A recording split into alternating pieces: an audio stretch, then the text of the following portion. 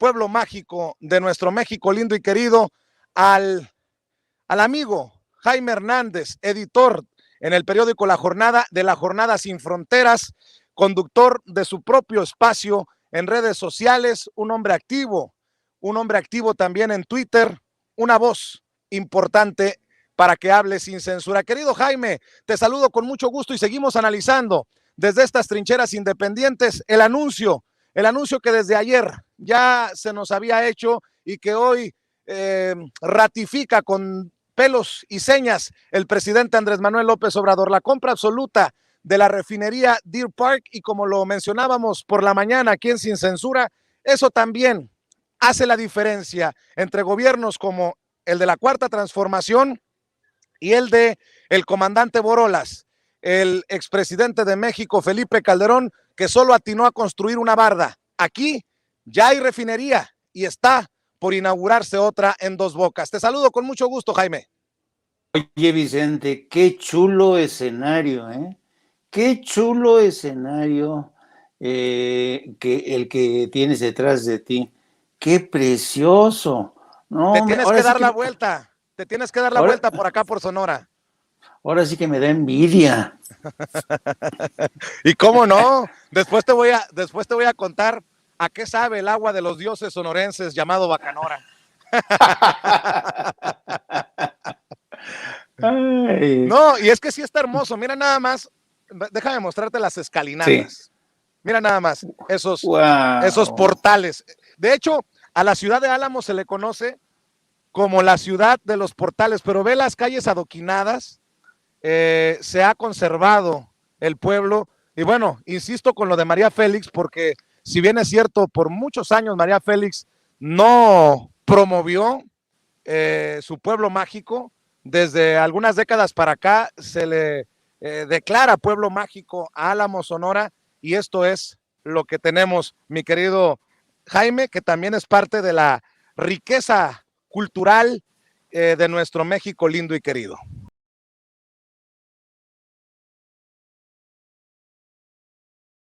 Fíjate que a propósito de María Félix, cómo extraño a esa mujer, su franqueza.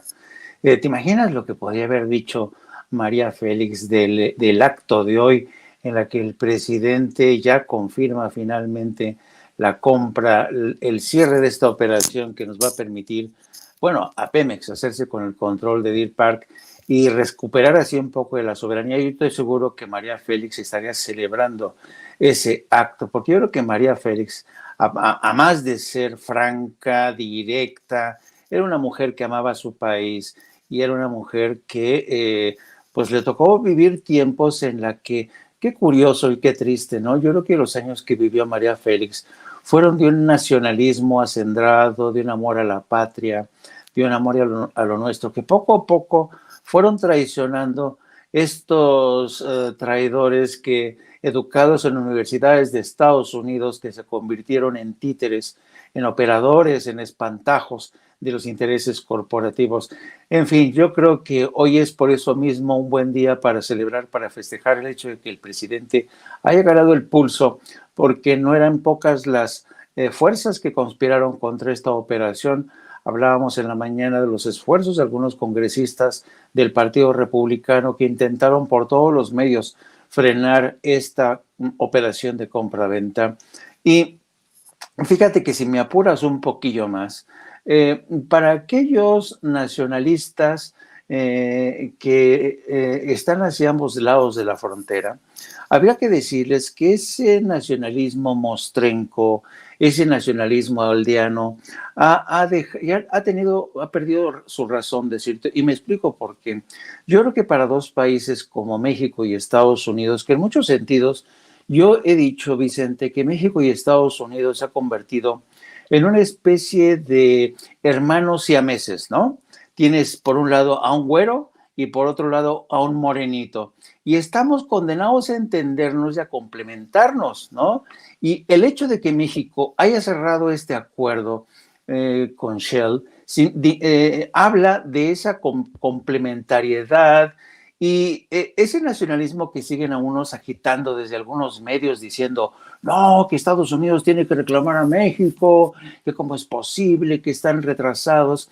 Habla de esta falta de entendimiento de la realidad política de ambos países. México y Estados Unidos se complementan desde el ámbito de seguridad fronteriza, comercio, seguridad en materia de, comparten comparten básicamente, son como las venas que comparten ambos. Es como si ambos siameses compartieran corazón, compartieran riñón, compartieran pulmones. Entonces, en lugar de ir en contra de esta complementariedad, y qué bueno que se cerró para mí es un hito histórico que marca hasta qué punto ya México y Estados Unidos son complementarios y ya nadie tendría por qué escandalizarse que México adquiera una planta refinadora en Estados Unidos y viceversa, ¿no? Siempre y cuando México sepa defender la soberanía estratégica de sus recursos energéticos. Jaime, pero ojo con las declaraciones también de la secretaria de Energía de Estados Unidos,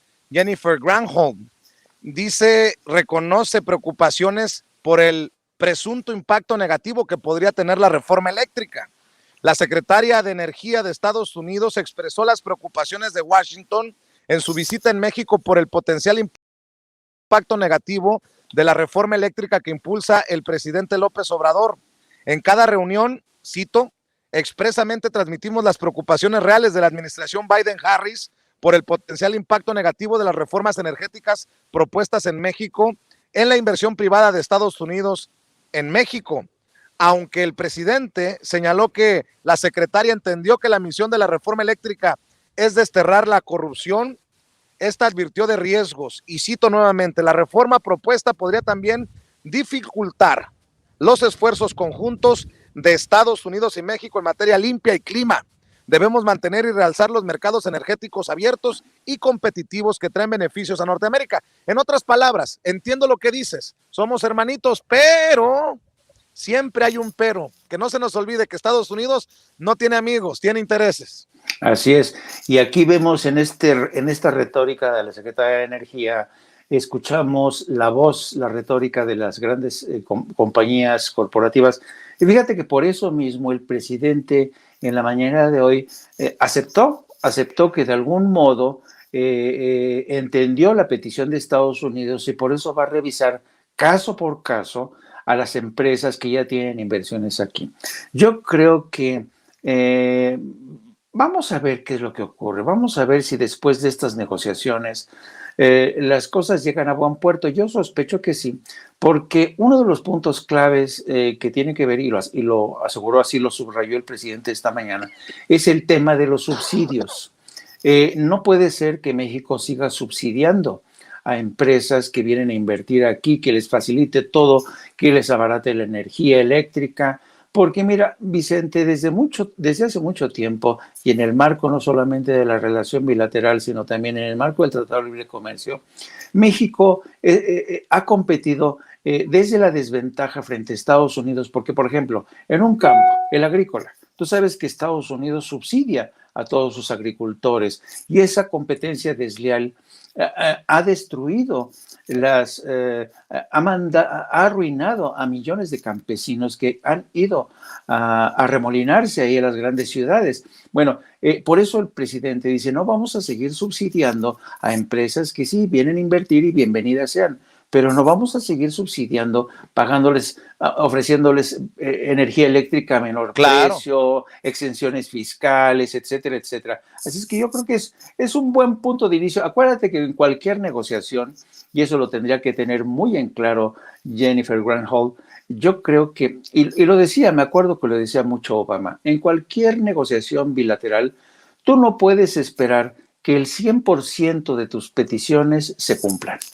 Y en este sentido, vamos a ver hasta qué punto el gobierno de México cede, pero también Estados Unidos tiene que ceder porque más le conviene, Vicente, a Estados Unidos contar con México. Sí, efectivamente, los intereses corporativos tienen sus intereses, pero también México tiene por primera vez en mucha historia a un presidente que sabe lo que está haciendo y ha dicho desde un principio y bastante claro, por aquí no van a pasar por aquí se van a estrellar si quieren ustedes que sigamos en las mismas condiciones. Así es que yo, fíjate, ¿qué quieres que te diga, Vicente? Confío más en la honestidad y en la decencia y en la firmeza del presidente de México. Déjame creer en esta ocasión que tenemos a un presidente que realmente no se nos va a arrugar frente a Estados Unidos. Eso me gusta, porque hay autoridad moral, autoridad moral, querido Jaime, y no solamente hacia Estados Unidos, hay que estar a las vivas, ¿eh?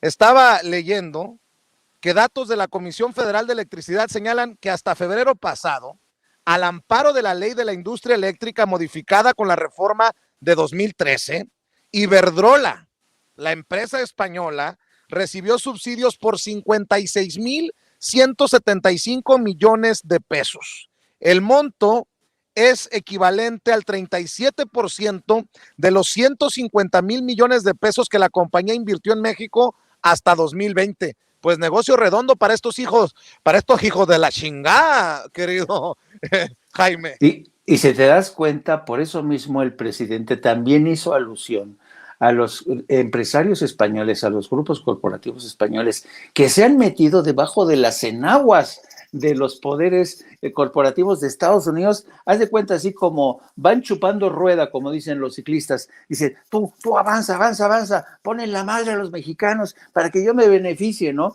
Pero el presidente ya les dijo, no, nada de que ustedes se me vengan aquí, estos grupos españoles, a sumarse al pelotón de estos intereses corporativos de Estados Unidos para ver si sacan raja o si siguen conservando estos subsidios. Y por eso fue muy importante que el presidente hiciera esta suerte de diferenciaciones. Por un lado, dice, vamos a negociar caso por caso. Y por otro, a ver, juntos pero no revueltos, a ver, o revueltos pero no juntos, ¿no? Ustedes, Estados Unidos, somos socios de un mercado, vamos a hablar con ustedes, pero no me traigan aquí al tipo de Iberdrola, por favor, que no se les cuele porque eso no se los voy a permitir.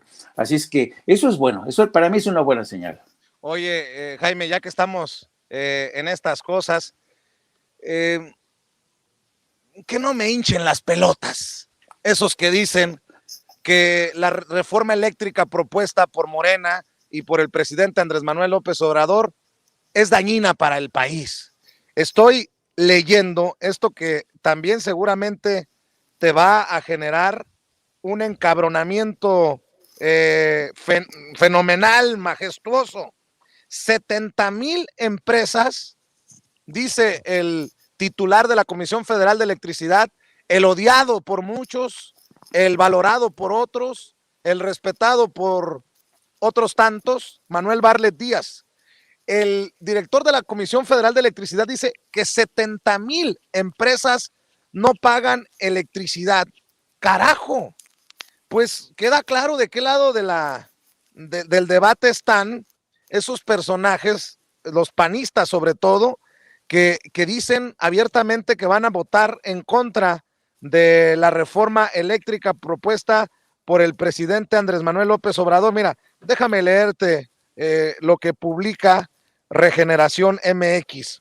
El director de la Comisión Federal de Electricidad, Manuel Bartlett, dijo en su participación en el Parlamento Abierto sobre la reforma eléctrica impulsada por la Cámara de Diputados que los generadores independientes y las sociedades de autoabasto surgidas tras la reforma energética de 2013, todos los caminos nos llevan a la reforma energética de Peña Nieto, aprobada a punta de cañonazos, como los que, dice Lozoya, le dieron a Ricardo Anaya.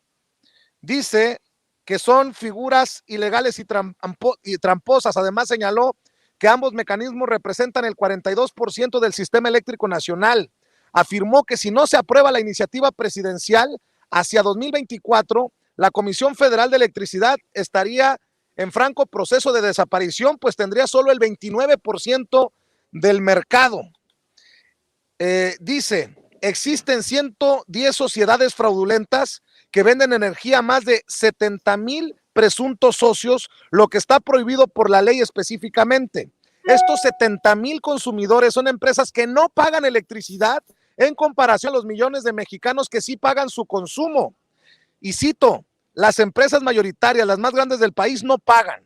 Esto porque están organizadas en estas sociedades autogeneradoras que son falsas, ilegales.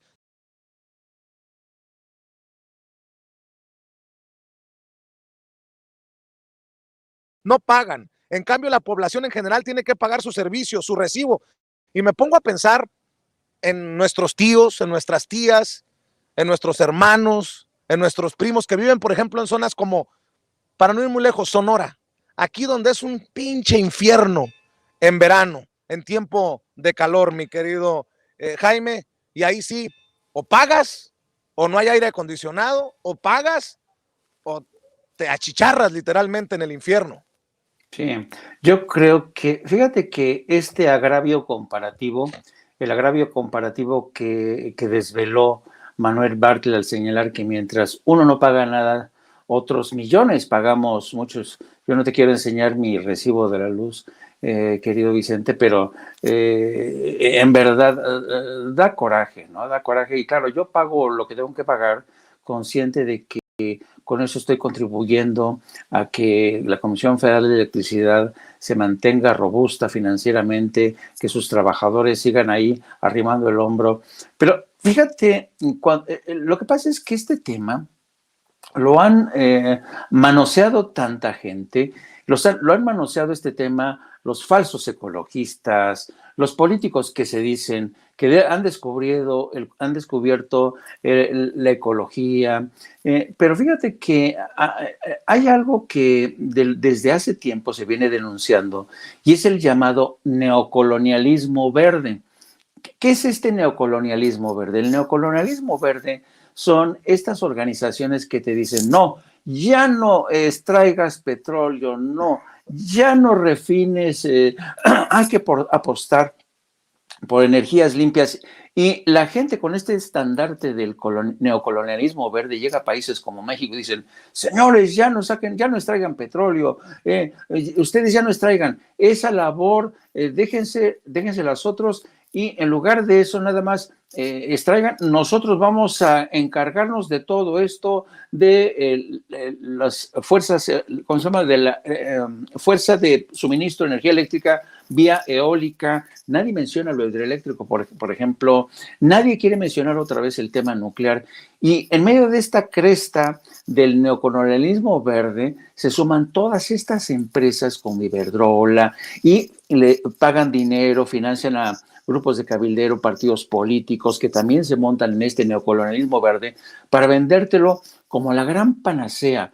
Y lo peligroso de esto es que la gente, si cae en este discurso de que hay que defender, sí, señores, pero mientras tanto la economía tiene que moverse y tenemos que seguir aprovechando los motores de combustión interna. El coche eléctrico todavía no ha llegado al 100%, no está circulando en las carreteras ni en las ciudades. Tenemos que seguir con el motor de combustión interna. Pero hay mucha gente que se cree progre, que se cree de izquierda y te dice, no, sí, este gobierno del presidente está atrasado. Y entonces yo creo que aquí lo que está en juego básicamente es esta apuesta para arrebatarle definitivamente el país, para regresar al impulso que le puso Enrique Peña Nieto para seguir cerrando refinerías, haciendo que esta combinación mixta Estado, industria privada, en la que la industria privada poco a poco se va comiendo a la infraestructura del Estado para sacar el mayor beneficio. Y el resultado luego es calamitoso, como está ocurriendo en España. Por eso yo creo que es importante seguir alzando la voz en defensa de esta riqueza, de esta soberanía. Por cierto, Vicente, mañana hay distintas organizaciones que se están dando cita mañana para crear el Frente Nacional en Defensa de la Reforma Eléctrica. Es mañana a las 11 de la mañana. La cita están convocando el Sindicato Único de Trabajadores de la Industria Nuclear en Río Becerra, 139 de Colonia Nápoles, la alcaldía Benito Juárez. Mañana el aforo va a ser limitado, pero lo que es importante es que los sindicatos, los medios de comunicación, los periodistas independientes, mostremos músculo y vayamos contra esta narrativa que intentan nuevamente expoliar a México, tratando de meterle el dedo a la boca de los ciudadanos para engañarlos con este cuento con este cuentazo de que si no es la empresa privada, nadie nos va a sacar de nuestros apuros, de la explotación, del régimen de explotación y de esta contaminación galopante que, por cierto, han traído ellos. Querido Jaime, antes de cerrar nuevamente con el presidente Andrés Manuel López Obrador y algunas declaraciones que hizo en la mañanera, para que vea la audiencia que para nosotros lo más importante es la opinión de ellos y que cuenta en espacios libres como El Viento. Me están criticando por el título del programa, Andrés Manuel López Obrador al hospital. Yo no creo que sea amarillista, yo no creo que le falte a la verdad. Asumo la responsabilidad de el título porque yo lo escribí. Normalmente yo escribo los títulos del programa. Dicen que es un título amarillista, pero simple y sencillamente está basado en lo que dice el vocero de la presidencia, Jesús Ramírez Cuevas. Pero como los estoy leyendo, quiero escuchar al maestro Jaime Hernández, porque tal vez se pudo plantear de otra manera el título. Y como aquí no me da miedo, porque se llama Sin Censura, a mí no me da miedo la crítica, no me da miedo hablar de estas cosas abiertamente, me llama mucho la atención que haya muchas personas que nos quieran meter en el mismo saco cuando saben con qué tijera estamos cortados nosotros y con qué tijera se corta a otros espacios informativos. Yo, en serio, me sostengo, acepto la crítica, la leo, pero me sostengo ante el título. El presidente fue al hospital. ¿O tú qué dices, Jaime? A mí me fascinan estos debates porque esto hace que cada vez la audiencia sea más parte de este proceso informativo que definitivamente ha cambiado para siempre. No sé si solamente en México o en el mundo entero. Pues acabas de dar parte de la respuesta. Es que las cosas han cambiado. Y es que acuérdate que antes la información relacionada con la salud del presidente era casi tabú, ¿no? Te enterabas a duras penas de qué es lo que tenía el presidente, pero vivimos en una nueva época en la que todo tiene que transparentarse, sobre todo en el caso de un personaje como Andrés Manuel López Obrador. El presidente, yo creo que en ese sentido ha sido muy claro, muy transparente, y yo creo que a él no le duele en prendas anunciar que va al hospital a un control rutinario, y además porque, fíjate una cosa, yo creo que vivimos una época tan revoltosa, tan revuelta de contagios. El presidente, pues es un ser humano como todos nosotros y puede verse afectado como de hecho ha pasado. Entonces, para mí es un acto de responsabilidad de la presidencia, no solamente decirle al presidente, señor, vámonos al hospital, por cierto, un hospital de la Sedena, a que se haga un chequeo para ver, va a salir de dudas si está bien, porque la verdad es que, sobre todo hoy, yo que sí que noté al presidente un tanto pachuchito, ¿sabes? Un tanto así, ¿sabes? Medio alicaído. Y yo creo que es bueno que vaya.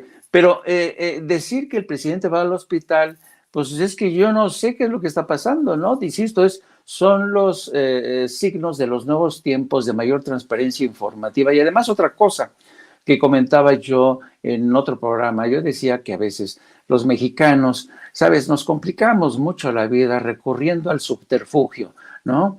Pues las cosas hay que decirlas tal y como son, ¿no? Y no hay que escandalizarse. El idioma español es muy rico. Yo no sé por qué a veces no tenemos este problema a la hora de hablar las cosas y plantearlas tal y como son. Lo que pasa es también que en el caso del presidente, tú sabes, Vicente, que el presidente es una personaje en el que despierta filias y fobias, ¿no? Hay gente que lo tiene en un altar y que no quiere que se meta uno con el presidente, que no sugiera algo que ponga en peligro la imagen del presidente. Pero nosotros no estamos en el negocio de hacer propaganda, ¿no? Nosotros no estamos en ese negociado. Nosotros estamos en el negocio de decir, el presidente fue al hospital, o el presidente fue al hospital, y ya, ¿qué? A ver, dime, ¿qué de extraordinario, qué de alarmista tiene ese tema? Digo, yo, la verdad, creo que alguien está exagerando. Yo cuando vi el titular lo entendí perfectamente a la primera. Pues eso pasa cuando no estamos necesariamente del todo atentos a lo que está ocurriendo, pero bueno, asumo la responsabilidad, le ofrezco una disculpa a usted si cree que amerita, y esta es una muestra más de que para nosotros la opinión de usted es muy importante y los leemos a todos. Ahora estoy, mi querido Jaime, nada más para que sepas, al frente del Palacio Municipal.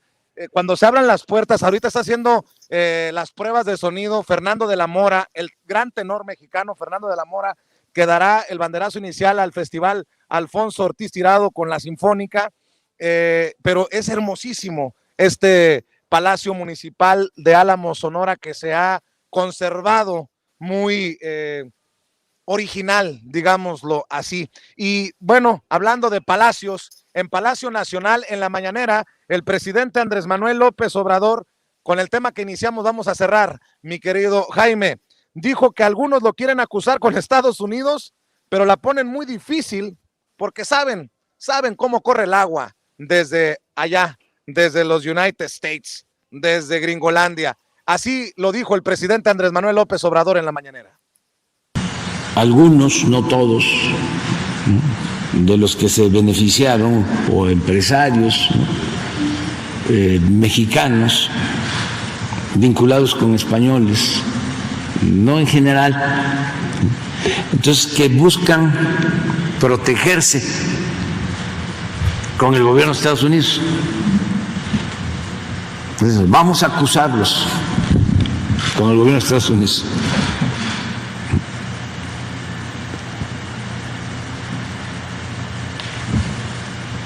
¿Y con qué argumentos un gobierno extranjero va a venir a defender la corrupción? Se la ponen muy difícil. Porque si se tratara de algo injusto, pues entonces sí. El gobierno de Estados Unidos ha sido muy respetuoso y no está protegiendo la corrupción. Además, ellos saben muy bien que el principal problema de México era ese.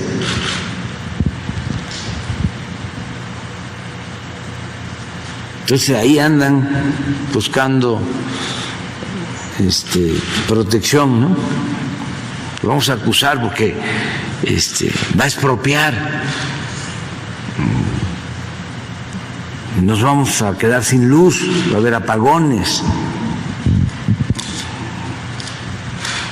Así